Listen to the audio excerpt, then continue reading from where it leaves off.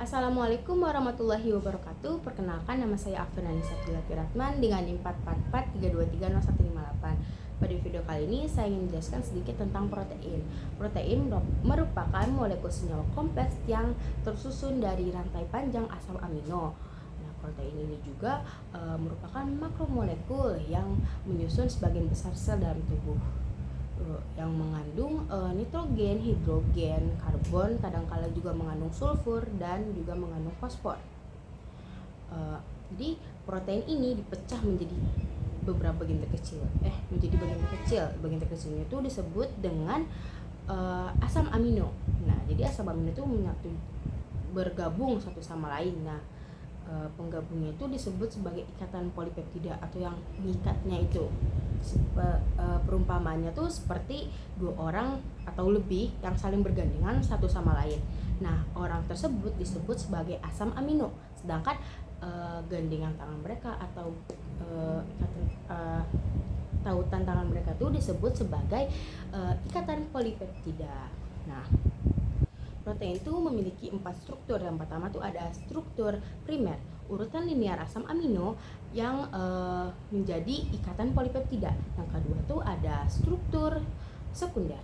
Nah, lipatan lokal asam polipeptida menjadi heliks alfa atau lembar beta yang distabilkan oleh ikatan hidrogen. Yang ketiga tuh ada struktur tersier.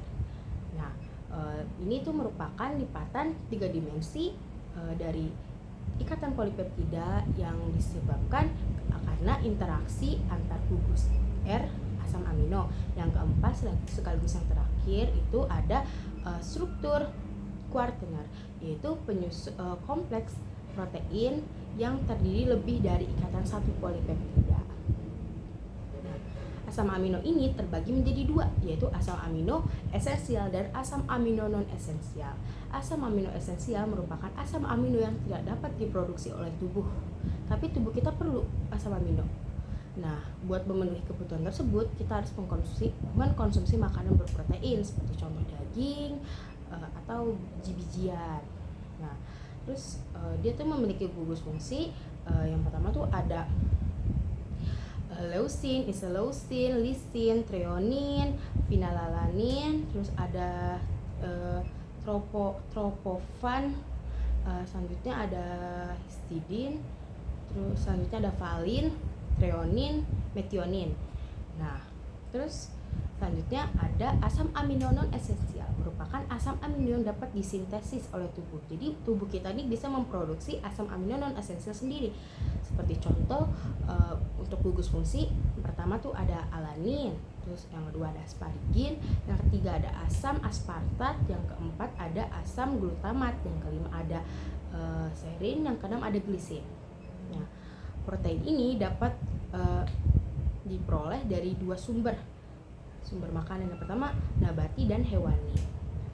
Untuk protein nabati ini berasal dari tumbuh-tumbuhan, seperti contoh pertama tuh ada biji-bijian seperti kacang kedelai, terus bisa diperoleh dari gandum juga. Nah, selanjutnya untuk protein hewani merupakan protein yang berasal dari hewan, bisa berupa daging, seperti daging kalau di perikanan itu seperti daging ikan, daging kerang dan sejenisnya.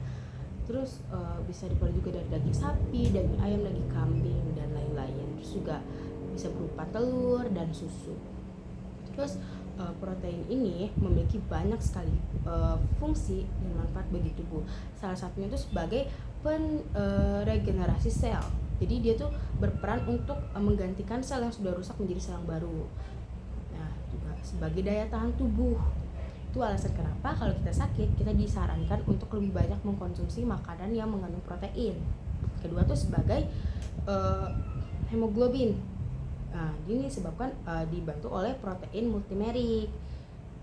Hemoglobin itu yang terkandung dalam darah yang mengangkut zat-zat seperti oksigen dan lain-lain yang akan diedarkan ke seluruh tubuh.